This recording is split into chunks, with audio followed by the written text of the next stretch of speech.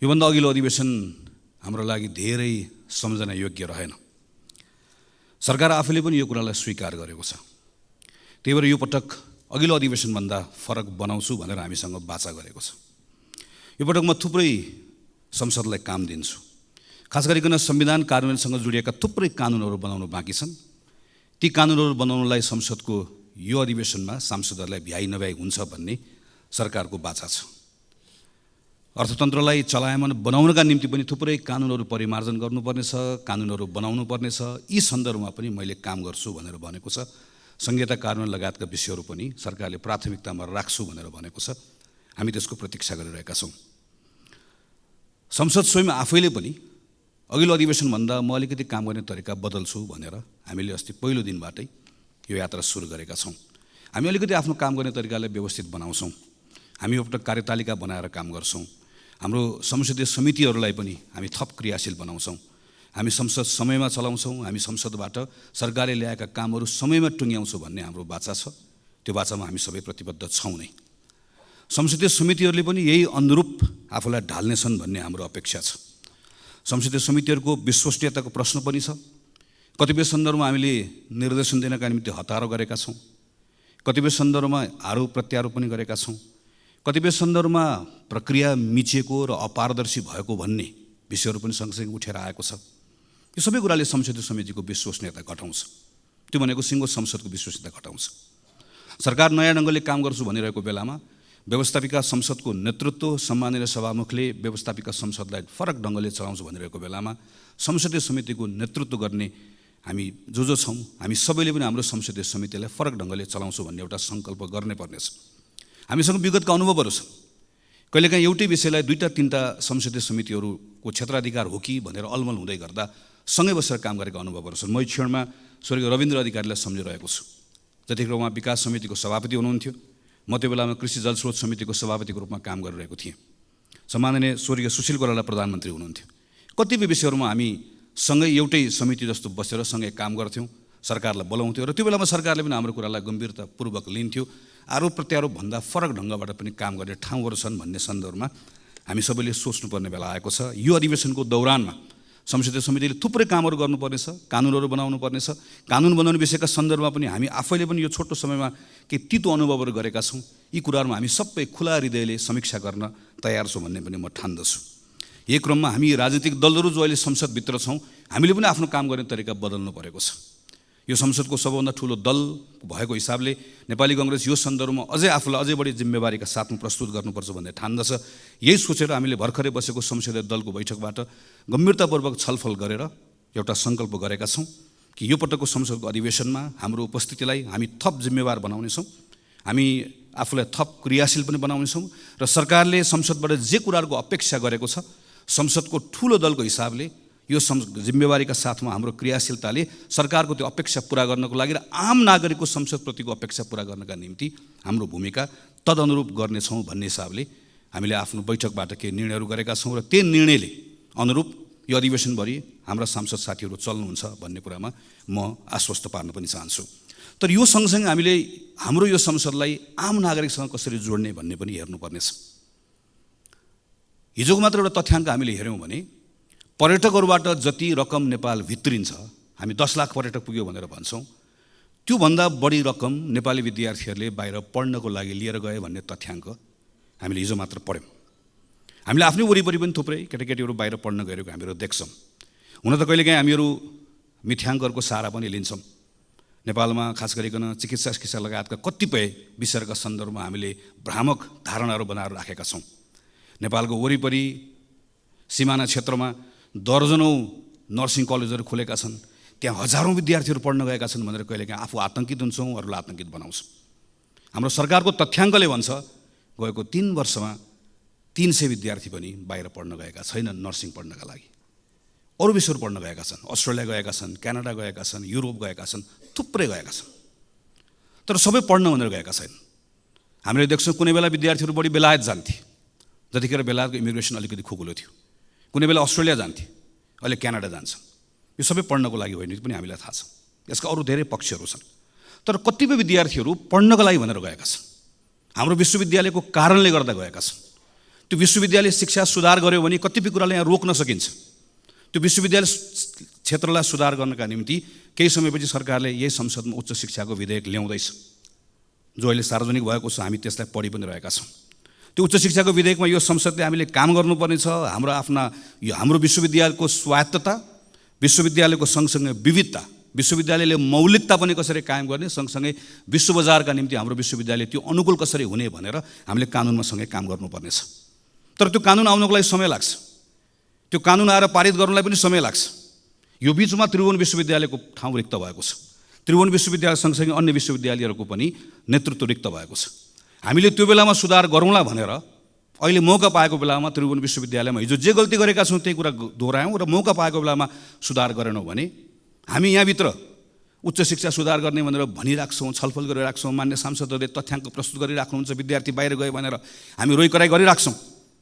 तर संसदले आफूले पाएको जिम्मेवारी हामीले उच्च शिक्षाको विधेयक ठिक ढङ्गले बनाएनौँ र सरकारले मौका पाएको बेलामा त्रिभुवन विश्वविद्यालय, पूर्वाञ्चल विश्वविद्यालय, पोखरा विश्वविद्यालय लगायतको नेतृत्वहरू भागवण्डा नगरिकन विश्वविद्यालयको नेतृत्वको नियुक्ति हेर्दाखेरि नै कुनै पनि नागरिकले टिप्पणी गर्न नसक्ने गरिकन बनाउने मौकाबाट चुक्यो भने हाम्रा कुरा मात्रै हुन्छन्।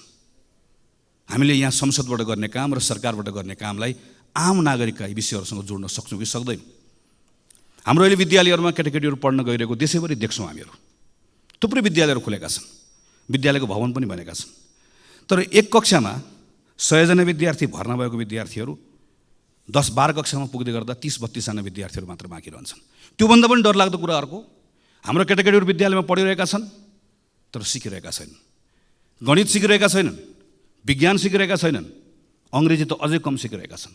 विज्ञान, गणित र अङ्ग्रेजी आएन भने अहिले हामी सूचना प्रविधिको जुन कुरा गरिरहेका छौँ, नलेज इकोनोमीको जुन कुरा गरिरहेका छौँ, नेपालले अघिल्लो पटक जुन हाम्रो ट्रेन छुट्यो भनिरहेका छौँ, अर्को पटक फेरि ट्रेन छुट्छ।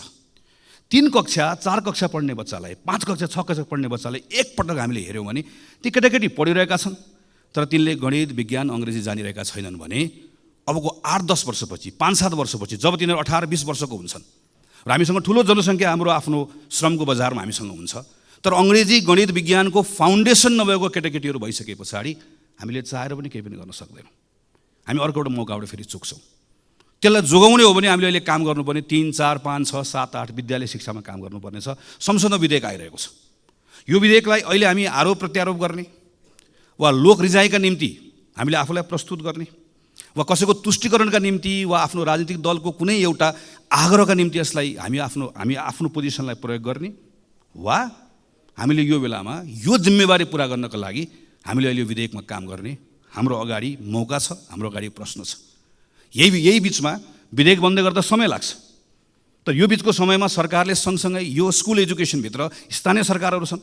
सरकार चलाउने गरेको पार्टी, गठबन्धनकै पार्टीहरूको हामीले हेऱ्यौँ भनेदेखि पनि 2/3 बढी हाम्रा स्थानीय सरकारहरू छन्। प्रदेश सरकार 7 प्रदेशमा माथि प्रधानमन्त्रीलाई अनुकूल हुने गरिकन 7 प्रदेशका सरकारहरू छन्।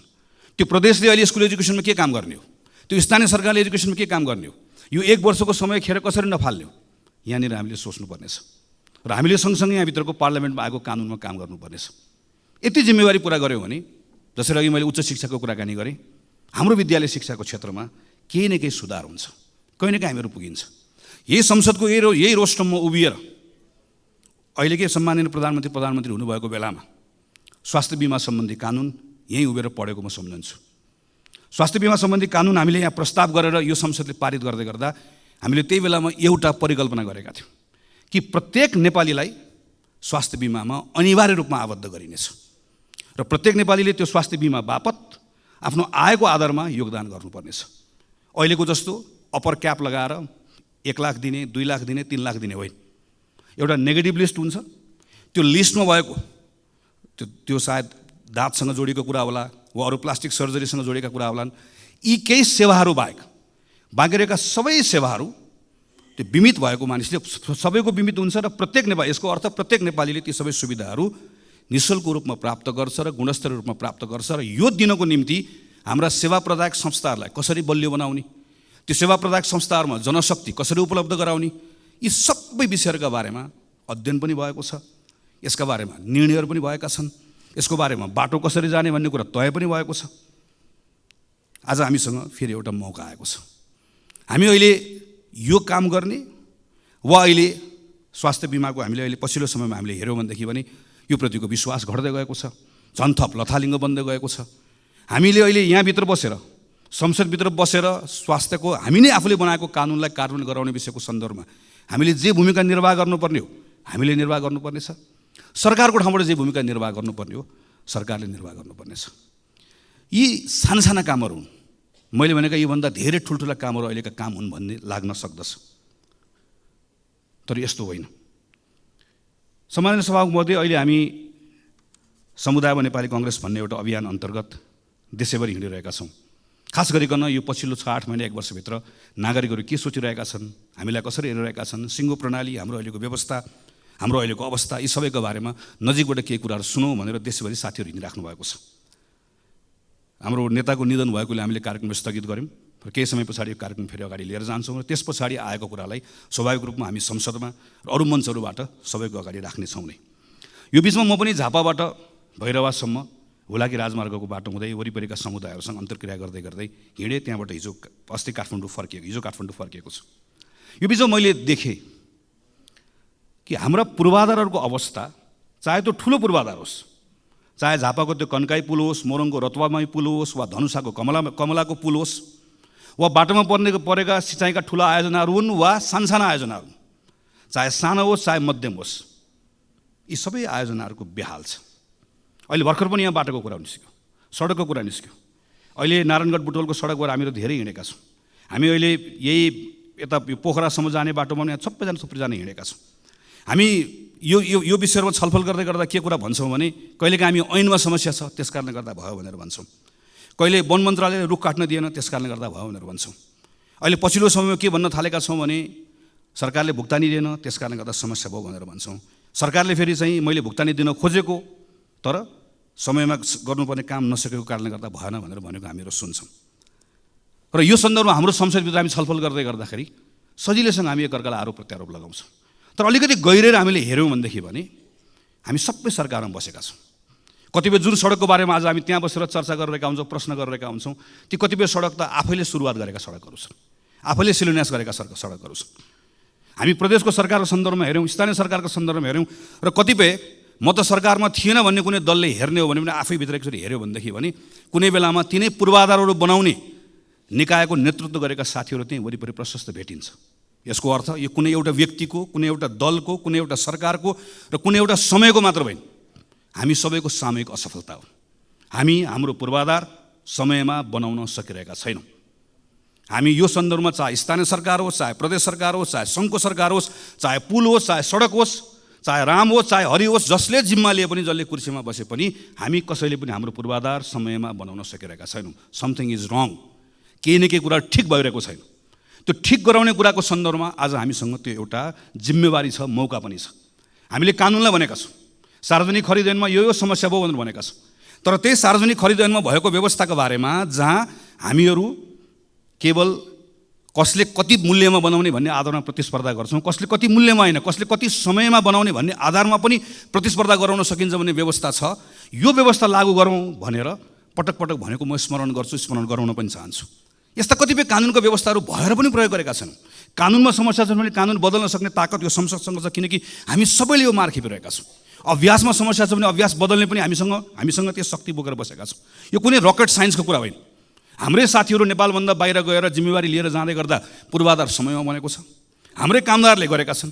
हामी जसलाई ठेकेदार भनेर भन्छौँ, त्यो पनि एउटा व्यवसाय हो, त्यो पनि एउटा जिम्मेवारी हो। तिनै मानिसहरू ठेकेदार भएर मिडल इस्टमा गएर, अहिले संयुक्त राज्य अमेरिकामा गएर, कतिपय ठाउँहरूमा गएर राम्रोसँग प्रतिस्पर्धा गरेर काम गरिरहेका छन्। तर हामीहरू यहाँ किन चुकिरहेका छौँ? किन हामीहरू यहाँ पूर्वाधार समय बनाउन सकिरहेका छौँ? किन कुनै पनि पूर्वाधार समय बनाउन सकिरहेका छौँ? किन कुनै पनि सरकारले, जोसुकै प्रधानमन्त्री होस्, जोसुकै मन्त्री होस्, किन बनिरहेको छैन? यो संसदले यो पटक यसका बारेमा राम्रोसँग छलफल गर्नुपर्नेछ। यसका बारेमा बसेर राम्रोसँग काम गर्नुपर्नेछ। संसदको के भूमिका हो संसदले गरौँ, संसदीय समितिले कतिपय कामहरू गर्नुपर्नेछ, सरकारले कतिपय जिम्मेवारी निर्वाह गर्नुपर्नेछ। यस्ता साना कामहरू किन गर्नुपर्ने छ भने यी साना कामहरूबाट जुन नागरिकहरूले केही परिवर्तन भएको महसुस गर्छन्, त्यसले आजको दिनमा टुटेको भरोसालाई फेरि जागृत गराउन सक्दछ। म अहिले 12-13 दिन घुमेर आइसकेपछि, त्योभन्दा पहिला पनि हिँडिरहेको थिएँ, म डराएको छैन। तर कता कहीँ न कहीँ मनभित्र एउटा ठुलो चिन्ता केमा लागेको छ भने एउटा भरोसा गुम्दै गएको छ। राम्रोसँग बसेर कुराकानी गर्यो भने राजनीतिक अधिकार पाएको कुरामा, आर्थिक सामाजिक सांस्कृतिक अधिकार पाएको कुरामा नागरिकहरूले ठुलो गौरव गरेका छन्। उनीहरू गर्छन्। उनीहरू यो मानेमा हाम्रो नेतृत्वप्रति उनीहरूको ठुलो सम्मान पनि छ, राजनीतिक दलप्रति सम्मान पनि छ। हिजोको अवस्थासँग तुलना गर्दै गर्दा हिजो विद्यालय पढ्न नपाएको मान्छे 8 कक्षा पढ्न पाउँदै गर्दा स्वाभाविक रूपमा खुसी छ। तर के कुराले चिन्तित छ, के कुराले आक्रोशित छ भने 8 कक्षा एउटै कक्षामा पढ्न थालेको धेरै भयो। 8 बाट 9 जान चाहन्छ, 9 बाट 10 जान चाहन्छ, त्योभन्दा माथि बढ्न चाहन्छ। तर अड्केको कुराले गर्दा आक्रोशित छ, कहीँ न कहीँ भरोसा गुमाएको छ। राजनीतिक दलहरूप्रति मात्र होइन, अहिले पछिल्लो समयमा मैले घुम्दै गर्दा मैले देखेको कुरा, अड्डा, अदालत, प्रहरी, प्रशासन, दल, ब्याङ्क, वित्तीय संस्था, हामीसँग जे जति कुराहरू छन् जसलाई हामी संस्था पनि भन्छौँ, स्टेट भनेको केवल पार्लियामेन्ट अदालतहरू मात्र होइन, सबै कुराहरू सबैसँगको एउटा खालको विश्वास घुम्दै गएको अवस्था छ। यो डरलाग्दो छ। यो विश्वासलाई हामीले पुनर्स्थापित गर्नै पर्छ। यो हामी सबैको जिम्मेवारी हो। यो विश्वास पुनर्जागृत गर्न सकिएन, भरोसा फेरि स्थापित गर्न सकेन भने हामी सबैले गुमाउने अवस्था आउँछ। यसका निम्ति फेरि पनि सबभन्दा बढी काम गर्नुपर्ने, सबभन्दा बढी जिम्मेवारी लिनुपर्ने सरकार सञ्चालन गर्नेले नै हो। सरकार सञ्चालन गर्ने कुरामा फेरि पनि सरकारको नेतृत्व गर्नेले नै हो। मैले यो संसदमा पटक पटक उभिएर त्यस कारणले भनेको छु र फेरि पनि त्यो कुरा दोहोऱ्याउन चाहन्छु। प्रधानमन्त्री नै हो, प्रधानमन्त्री लिडर हो, प्रधानमन्त्री क्याप्टेन हो। प्रधानमन्त्रीले सरकार सञ्चालन गर्दै गर्दा सबैलाई सँगै लिएर गएर अपेक्षित परिणाम दिन सक्दै गर्दा त्यसले एउटा विश्वास जागृत गराउन सक्छ। हामीले अस्ति मात्रै 1 वर्षको आफ्नै कार्यकालको समीक्षा गरेर प्रधानमन्त्रीले केही कुराहरू घोषणा गरेको सुन्यौँ। कतिपय कुराहरूको आत्मस्वीकारोक्ति छ, कतिपय कुराहरू भएका कमजोरीहरूलाई स्वीकार गर्नुभएको छ, कतिपय कुराहरूको सन्दर्भमा नयाँ गर्ने कुराहरूको बारेमा केही सङ्कल्प पनि गर्नुभएको छ। तर त्यही पुसबाट यहाँसम्म आइपुग्दै गर्दाका केही महिनाभित्रका गतिविधिहरू हामीले हेऱ्यौँ भनेदेखि भने प्रयासहरू गर्न खोजिएको छ, तर अझै पनि त्यहाँ ठिक ढङ्गबाट त्यसलाई त्यो लय पक्रिएको छैन भन्ने हामीले महसुस गरेका छौँ। मलखाद नपाएको कुरा यो संसदमा मैले गर्न थालेको 64-65 सालदेखि प्रत्येक वर्षको सिजन हुन्छ। हामी ठ्याक्क अब चैत वैशाखतिर आएपछि मलको बारेमा कुरा गर्छौँ, ठ्याक्क हामी असार आएपछि विपदको बारेमा। संसदको क्यालेन्डर बनाउँदै गर्दा मलको कुरा गर्ने, एसएलसीमा फेल भएको कुरा गर्ने भने क्यालेन्डर बनाइदिए पनि हुन्छ। कुन समयमा कुन महिनामा के को कुरा हुने भन्ने कुरा यसमा हामी गएको 10, 12, 15 वर्षदेखि लगातार त्यही विषयमा त्यो महिनामा ठ्याक्क कुरा गर्छौँ, त्यसलाई बिर्सन्छौँ, फेरि अर्कोचोटि आउँछ अर्को कुराकानी गर्छौँ। अहिले यस्ता लामो समयदेखि रोकिएका विषयहरूमा केही गर्नुपर्छ भनेर प्रधानमन्त्रीले छलफल गरेको हामीले देख्यौँ। तर छलफल गरिसके पछाडि आज छलफल भयो, मैले भनेको 10 दिनभित्रमा 15 दिनभित्रमा यति काम गर्ने भनेर निर्देशन दिएको पनि हामीले पढ्यौँ। योभन्दा अगाडिको प्रधानमन्त्रीले निर्देशन नदिएकोले अहिले मैले निर्देशन दिएकोले गर्दा हुन्छ भन्ने सोचबाट बाहिर निस्कनुपर्छ। निर्देशनले हाम्रो समस्याको समाधान गर्दैन। प्रधानमन्त्रीले निर्देशन दिएको देखेपछि मन्त्रीले पनि निर्देशन दिने हो, मन्त्रीले दिएको देखेपछि संसदीय समितिले पनि निर्देशन दिने हो। सबैले सबैलाई निर्देशन दिने मात्रै हो। स्थानीय सरकारहरूको हालत यही छ, प्रदेशको सरकारको हालत यही छ। त्यसैले यहाँभित्र हाम्रो समस्याको समाधान खोज्नका निम्ति अतिरिक्त पहल कदमी चाहिएको छ। त्यसैले म फेरि दोहोऱ्याएर भन्छु कि प्रधानमन्त्रीले त्यो सिंहदरबारभित्र प्रधानमन्त्रीको कुर्सीमा बसेर दिनको 10 देखि 5 बजेको समय जसरी एउटा कुनै संस्थाको प्रमुखले जसले संस्थाको नेतृत्व गरेको हुन्छ, दिनको निश्चित समय आफूले दिएको जिम्मेवारी भन्दा बाहेक अरू कुनै जिम्मेवारीको बारेमा चिन्तन गर्दैन, सोच्दैन, त्यसैलाई प्राथमिकतामा राख्छ। नेपालको प्रधानमन्त्रीले पनि त्यसै गरिकन काम गर्नै पर्छ। त्यसपछि मात्रै त्यो उपलब्ध भएको समयको बिचमा गरिने छलफलले समस्या पनि देखाउँछ, समस्याको पहिचान पनि हुन्छ, समाधान कसरी खोज्ने भन्ने कुरा पनि जान्छ र त्यसैले हामीलाई टुङ्गोमा पनि पुर्याउँछ। काम गर्ने तरिका नबदलिकन फरक परिणाम आउँदैन। उही काम गरेर फरक परिणामको अपेक्षा गर्ने कुरा केवल मूर्खता मात्रै हुन्छ। त्यसको सुरुवात स्वयं प्रधानमन्त्रीबाट गरिनुपर्छ। नागरिकहरूको बिचमा अर्को भएको ठुलो आक्रोशको विषय भनेको सुशासनको विषय हो। सुशासनको सन्दर्भमा हाम्रा संवैधानिक निकायहरूले अत्यन्त पारदर्शी ढङ्गले नै काम गर्ने हो। यो सरकारको कुरा मात्र होइन, राज्यको अरूको निकायहरूको पनि त्यत्तिकै दायित्व छ। संविधानले सृजना गरेका संस्थाहरूले पारदर्शी ढङ्गले काम गर्नुपर्ने छ। उसको विश्वसनीयतामाथि पनि प्रश्नहरू उठेका छन्, ती विश्वसनीयता उसले काम गर्नुपर्ने छ। सम्मानित अदालतको पनि यसमा भूमिका छ, संसदीय समितिहरूको पनि भूमिका छ। तर फेरि पनि सबभन्दा ठुलो भूमिका सरकारकै छ। सरकारले सुशासनको सम्बन्धमा मैले काम गरेँ भनेर हुँदैन। सरकारले गरेको कामहरू नागरिकले महसुस गर्न पाउनुपर्छ। नागरिकहरू आफैले त्यो कुरालाई नजिकबाट निहालेर हेरेका हुन्छन्।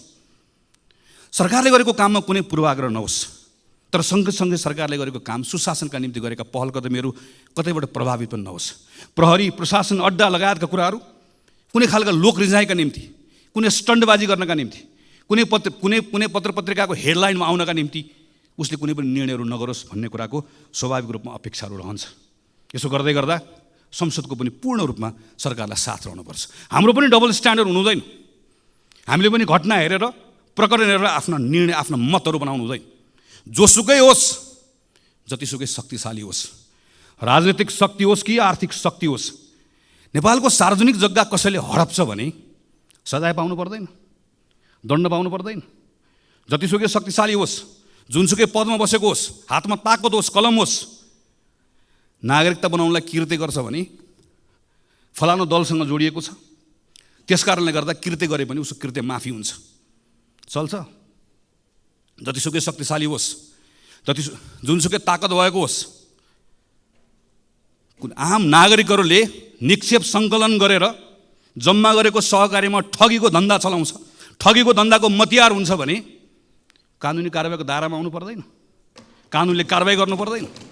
त्यसैले सुशासनको आजको दिनको मन्त्र बनेको कानुनको शासन, विधिको शासन, चाहे जग्गा मिच्ने होस्, जग्गा हडप्ने होस्, चाहे नागरिकताको कृत्य गर्ने होस्, चाहे सहकारीमा ठग्ने होस्, यताको होस् उताको होस्, जुनसुकै दलको होस्, दलभन्दा बाहिरको होस्, जतिसुकै शक्तिशाली होस्, कसैले पनि उन्मुक्ति पाउनुहुन्न। एउटा सर्वसाधारण नागरिकले, एउटा नेपाली नागरिकले जे गर्दा दण्ड पाउँछ भने शक्तिशालीलाई पनि त्यो कानुन त्यसरी नै लागू हुनुपर्छ, जुनसुकै अवस्थामा पनि, जुनसुकै अर्थमा पनि। नेपाल सरकारले यो बाटो यसरी समात्दै गयो भने बल्ल एउटा विश्वासको वातावरण बनाउन सक्छ। अनि सँगसँगै राज्य भएको उपस्थितिको भरोसा दिलाउने कुरा, सुशासन सँगसँगै राज्यको उपस्थिति दिलाउने कुरा, केही विशिष्ट प्रकरणहरूका सन्दर्भमा मेरो राज्यले, मेरो सरकारले के गरिरहेको छ नागरिकले हेरिरहेको हुन्छ। हामी यो संसदमाबाट सुन्न चाहन्छौँ सम्माननीय प्रधानमन्त्रीकै मुखबाट जाजरकोट र रुकुममा भूकम्प पीडितहरूको अहिले अवस्था के छ भन्ने कुरा पत्र पत्रिकामा आउन छोडे भनेर तिनका बारेमा हामीले सोच्न छोड्यौँ, हामीले छलफल गर्न छाड्यौँ, राज्यले त्यसका बारेको संवेदनशीलता गुमायो भने राज्य हुनुको अर्थ हुँदैन। हामी विपिन जोशीका बारेको कुरा यहाँ बसेर थाहा पाउन चाहन्छौँ। हामी यो बेलामा रुसमा अलपत्र परेका नेपाली युवाहरू फर्काउनका निम्ति सरकारले गरेको प्रयास अपुग भयो, अपर्याप्त भयो। त्यसका निम्ति थप काम गर्नुपर्छ।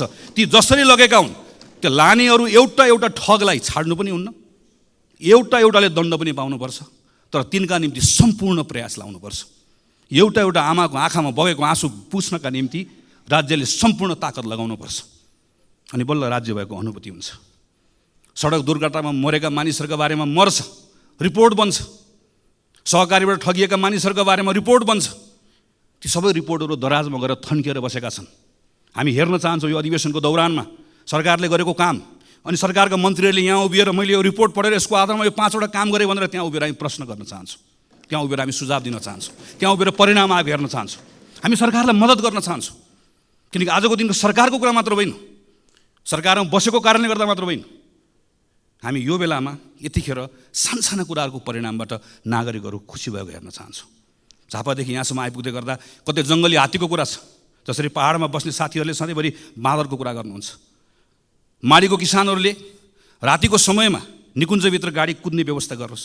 ठुरीको मानिसहरूले सामान्य मेरो त्यहाँभित्रको मेरो भन्सारको त्यहाँको स्तरोन्नति गरिदियो। काहीँ दुधको किसानको कुरा छ, काहीँ केराको किसानको कुरा छ। मैले खालि यति मात्र भन्न खोजेको यति साना साना कुराहरू छन् र यति डुएबल छन्, गर्न सकिने कुराहरू छन्।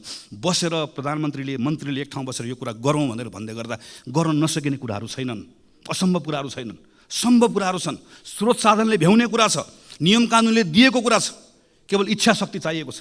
यी सानसाना कुराहरूबाट अहिले मैले शिक्षाको कुरा गरेँ, स्वास्थ्यको कुरा गरेँ। अब यही 5-6 महिना 6-7 महिनामा अहिले निराश भएको नागरिकले मेरो विद्यालयमा अलिकति सुधार देख्यो, विश्वविद्यालयको नियुक्ति सही ढङ्गले भएको देख्यो, ठगहरूलाई थुनिएको देख्यो, यता पूर्वाधारको कुरामा थोरै सुधार भएको देख्यो, सानसाना कुराहरू मात्र देख्यो भने त्यही नागरिकले फेरि राम्रो हुँदै गयो, राम्रो हुँदै जान थालेको छ, हिजोभन्दा आज राम्रो भयो भनेर भरोसा त्यहीँबाट जाग्न थाल्छ, त्यहीँबाट एउटा स्थिति बन्न थाल्छ। यसमा हामीले ध्यान दिनुपर्नेछ। र यसपछिको सबभन्दा महत्त्वपूर्ण विषय भनेको हाम्रो अर्थतन्त्रको विषय हो। राष्ट्र ब्याङ्कले हिजो मात्रै चालु आर्थिक वर्षको 6 महिनाको अहिलेको आर्थिक अवस्थाको प्रतिवेदन सार्वजनिक गरेको छ। हाम्रो रेमिटेन्स, हाम्रो पर्यटकहरूको आगमन, हामीले अहिले प्राप्त गरेको ऋण, हाम्रो ग्रान्ट, फरेन डिरेक्ट इन्भेस्टमेन्ट, सबभन्दा ठुलो कुरा हाम्रो फरेन करेन्सीको रिजर्भ, सबैमा अत्यन्त सन्तोषजनक स्थिति देखिएको तथ्याङ्कले देखाउँछ। 6 महिनामा करिब 7 खरब 32 अरब रुपियाँ, 33 अरब रुपियाँ रेमिटेन्सबाट आएको छ। म त्यो खाडीमा, मलेसियामा, भारतमा, अरू देशहरूमा गएर काम गरेर दुःख गरेर नेपाल पठाएर आजको यो अप्ठ्यारोमा नेपाल चलाइराख्नुभएका, नेपाल चलाउनका निम्ति खास नेपाल चलाउने ती तमाम गएका साथीहरूलाई हामीले कहिले पलायन भयो भनिदिएका छौँ, कहिले भाष्यो भनिदिएका छौँ। म यो संसदको रोस्टरमा उभिएर तीप्रति सम्मान प्रकट गर्न चाहन्छु। तिनले पठाएको, तिनको मेहनतको कारणले गर्दा आज हाम्रो यस्तो इकोनोमी चलेको छ। तर सरकार यो आँकडा हेरेर मात्रै मक्ख परेर बस्यो भने चाहिँ हामीहरू डुब्छौँ। किनकि यही बेलामा आँकडाको अर्को पक्ष पनि छ। ब्याङ्कसँग अहिले कहिले नभएको पैसा छ, त्यति पैसा थुप्रिएको छ, तर कर्जा लगानी नै हुँदैन। जम्मा 4% वृद्धि छ। तपाईँ हामी सबै घुमिरहेका छौँ। सानो व्यवसाय गर्ने पनि टाट पल्टेको छ, ठुलो व्यवसाय गर्ने पनि सबजना सबैको हालत बेहाल छ। कोही मान्छे पनि ठिक भयो भनिरहेको छ। जुनसुकै सेक्टरमा जाउँ, रियल इस्टेटको सेक्टरमा जाउँ, म्यानुफ्याक्चरिङको सेक्टरमा जाउँ, एग्रो बिजनेस गर्ने सेक्टरमा जाउँ, स्मल इन्टरप्राइजेस गर्ने सेक्टरमा जाउँ, कहीँ कसैले पनि ठिक भयो भनेर भनिरहेको छैन। किनकि आन्तरिक अर्थतन्त्रमा ठुलो शिथिलता आएको छ। र यही बेलामा हामीले हेऱ्यौँ भने, अहिले पनि सुन्ने समय मैले सुनिरहेको थिएँ, यति निरस हाम्रो अहिलेको अवस्था। हामीले यदि खास गरिकन पुँजीगत खर्च हामीले हेऱ्यौँ भने आज 6 महिना 24 दिन भयो यो आर्थिक वर्षको पुँजीगत खर्च कति भएको छ भन्दा 19.21%, जबकि आजको मितिमा 50% कम्तीमा खर्च भइसक्नुपर्ने हाम्रो अवस्था हो। केन्द्रीय सरकारको जस्तो छ, स्थानीय सरकार र प्रदेश सरकारको पनि त्यस्तै छ। गएको 5-6 वर्षमा हामीले हेऱ्यौँ भने 60% कसैको पनि नआएको छैन। यो पुँजीगत खर्च हेर्दै गर्दा तथ्याङ्कको कुरा मात्र होइन, पुँजीगत खर्च कम भएको कारणले गर्दा आजको दिनमा हाम्रो यी सबै बाह्य सूचकहरू ठिक हुँदै गर्दा पनि हाम्रो आन्तरिक अर्थतन्त्र यति शिथिल हुनुको मुख्य कारण भनेकै हामीले गर्ने पुँजीगत खर्च गर्न नसकेको कारणले गर्दा। यसको यति धेरै ठुलो यसले एउटा साइकल बनाएको, यति इन्टरट्विन छ यो विषय, एउटा अर्कोसँग जोडिएको छ। यो कारणले गर्दाखेरि यस्तो खालको एउटा भयानक स्थिति सृजना भएको छ। तर यो पुँजीगत खर्च बढाउनुको निम्ति हामी जान्न चाहन्छौँ र हामी यदि हाम्रो भूमिका के हुन्छ भने हामी मद्दत गर्न चाहन्छौँ। तपाईँ हिजो गरेको भन्दा के फरक गर्दै हुनुहुन्छ? हाम्रो प्रधानमन्त्री कार्यालय, हाम्रो अर्थ मन्त्रालय, हाम्रो अरू मन्त्रालयहरू, समग्रमा सरकार हिजो गरेको भन्दा के फरक गर्दैछ, के नयाँ ढङ्गले गर्दैछ, जसको आधारमा हामी विश्वास गर्न सक्छौँ कि अब पुँजीगत खर्च हिजोको भन्दा फरक हुन्छ। हामी त नयाँ बजेटको बारेमा छलफल गर्न थाल्यौँ, गर्ने पनि पर्नेछ, हामीले भनेको टाइममा गरौँ भनेर। तर नयाँ बजेटको छलफलको कुराको अर्थ के? पुरानो बजेटको बारेमा हामी सक्यो। अस्तिसम्म हामी पुरानो बजेटमा छलफल गर्दैथ्यौँ। बजेट कार्यान्वयनको अहिले चरणमा यति निरस लाग्दो अवस्था भएको बेलामा हामीले यो बेलामा पुँजीगत खर्च बढाउने विषयको सन्दर्भमा हामी यो गर्छौँ, यो गर्छौँ, यो गर्छौँ, यसरी गर्छौँ भन्ने कुरा भनेनौँ, गरेनौँ भने यसले हाम्रो अवस्था बदलाव ल्याउँदैन। हामी चाहन्छौँ सरकारले यसका बारेमा प्रयासहरू गरोस्, गरि पनि रहेको छ।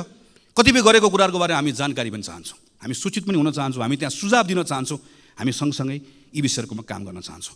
यति गर्न सकियो भने त्यसले थोरै सरकारलाई स्पेस दिन्छ। त्यो स्पेस पाएपछि अब के कानुनहरूमा काम गर्नुपर्नेछ। कम्तीमा पनि 5वटा कानुन खारेज गर्नुपर्नेछ। 28वटा कानुन, विदेशी लगानी, सार्वजनिक निजी साझेदारी लगायत हामीले टिपेर हेर्दै गर्दाखेरि करिब 28वटा नयाँ कानुनहरू यहाँभित्र बनाउनु पर्ने र परिमार्जन गर्नुपर्नेछ। अर्थात् करिब 40को हाराहारीमा यो संसदले अबको 5-6 महिनाभित्र कानुनमा काम गर्नुपर्नेछ। हामी ती कानुनमा काम गर्न तयार छौँ। पहिला सानो क्विक विन्सहरू हामीलाई चाहियो, त्यसले थोरै विश्वासको वातावरण बनाउँछ। त्यति विश्वासको वातावरण बनाइसकेपछि हामीले कानुनमा सुधार गर्नुपर्नेछ, त्यसले अझै वातावरण दिन्छ। त्यति वातावरण दिएपछि अनि हामीले अर्थतन्त्रको संरचनागत सुधार गर्नै पर्नेछ। किनकि हामी निर्वाचनमा जाने, निर्वाचन जित्ने, बहुमतको सरकार बन्ने, संविधान बनिसक्यो, कुनै अहिले युद्ध द्वन्द्व केही छैन, हामी सामान्य अवस्थामा छौँ। यो अवस्थामा पनि हामीले अर्थतन्त्रको संरचनागत सुधार गरेनौँ। हेर्नुहोस् त हाम्रो व्यापार घाटा, हामी अहिले हेऱ्यौँ भने हामी बङ्गलादेश जस्तो हुने भन्छौँ म्यानुफ्याक्चरिङ सेक्टरमा। हाम्रो अहिले करको दर जुन छ, करको यो दर राखेर हामी बङ्गलादेश जस्तो हामी म्यानुफ्याक्चरिङ सेक्टर बन्न सक्छौँ। हामी पर्यटनमा यत्रो ठुलो आशा गरिरहेका छौँ। तर आजको दिनमा हाम्रो म्यानुफ्याक्चरिङ सेक्टर लगायतको यी सेक्टर्सहरूबाट हामीले रोजगारी सृजना गर्न सकेनौँ भनेदेखि भने हाम्रो अर्थतन्त्रको हालत अहिले जे छ अझ योभन्दा पनि कमजोर बन्दै जान्छ। हाम्रो अर्थतन्त्रमा संरचनागत सुधार नगरिकन हाम्रो अवस्था बदलिन्न। संरचनागत सुधारको लागि पहिलो पाइला नचालिकन गन्तव्यमा पुगिन्न। पहिलो पाइला चाल्नको लागि आत्मविश्वास चाहिएको छ। आत्मविश्वासको लागि अहिले केही सुधार गर्नुपर्नेछ। सानो सुधार गऱ्यौँ थोरै ठाउँ दिन्छ, थोरै ठाउँमा बसेर कानुनी सुधार गरौँ अझै ठुलो ठाउँ दिन्छ, अनि त्यो ठुलो ठाउँले आत्मविश्वास दिन्छ।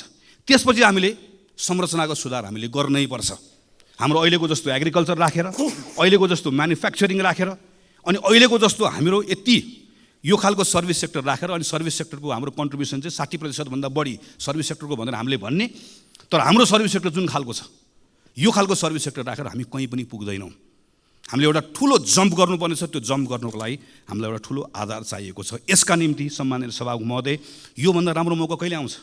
संविधान बन्यो, संहिता आयो, सङ्घ छ, प्रदेश छ, सबैतिर अहिले एक खालको अनुकूलता छ, सबैतिर एउटा खालको वातावरण छ। हामीलाई कुनै बाह्य कारणले गर्दा अप्ठ्यारो भएको छैन। हामी सबै सहजतामा छौँ।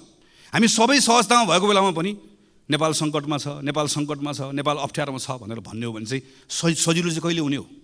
के भयो भने चाहिँ नेपाललाई सङ्कटबाट बाहिर निकाल्ने हो त हामीले।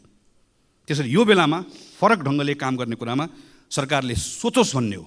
र नेपाली कङ्ग्रेस पार्टी हामी संसदको ठुलो दलको हिसाबले यो अभियानमा हामी सरकारमा छौँ, हाम्रो जिम्मेवारी छ, त्यहाँ पनि छँदैछ।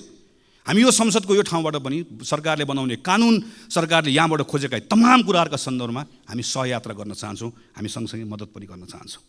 यी सबै विषयहरू छलफल गर्दै गर्दा संविधानको अर्को पाटो हामीले बिर्सनुहुन्न।